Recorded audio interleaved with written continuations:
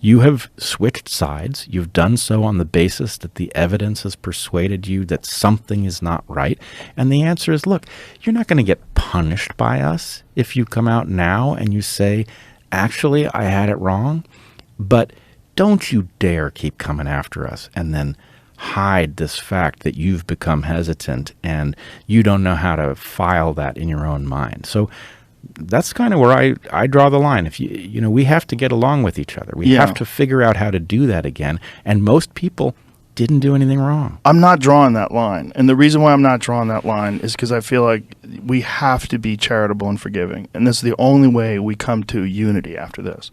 And I don't want to demonize people who demonized me. I don't want to be angry at people that called me an anti-vaxxer or, listen, man, I had Dr. Peter Hotez on early.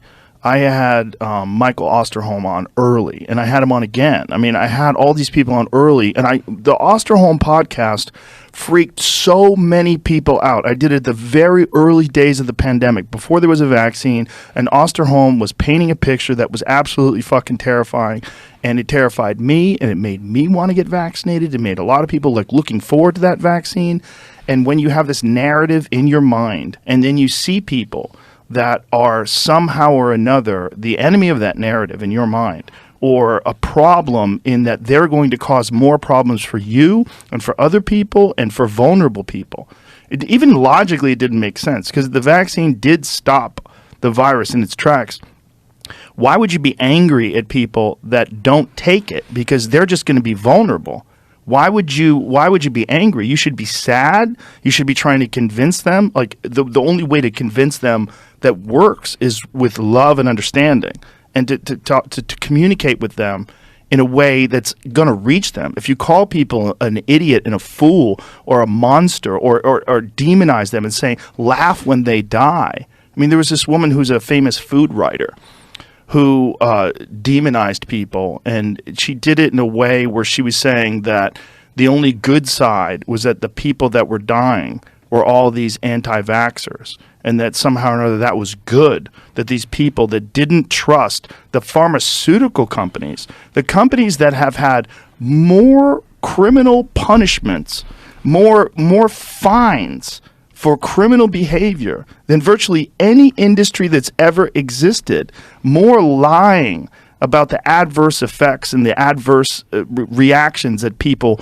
possibly could have or were going to have about these drugs that they pushed, where we have internal memos where they describe, like in terms of Vioxx, they describe these potential bad side effects that are going to happen, but also say, but we will do well with these.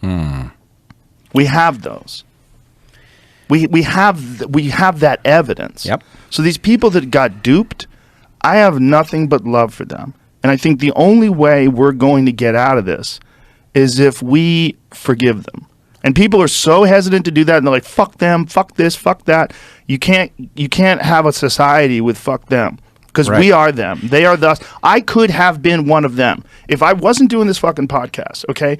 If I was just a regular comedian and that's what I did for a living, and I didn't pay much attention to alternative media and podcasts that were discussing this, and people like Peter McCullough or Robert Malone or all these people that were sounding the alarm, if I was one of those people that didn't have the access to these kind of conversations, I would not have a nuanced perspective. And if I had gotten vaccinated and other people didn't, I would be like, fuck those people. I would be just like people I know who I used to be friends with, who now hate me and are angry at me and talk shit about me online.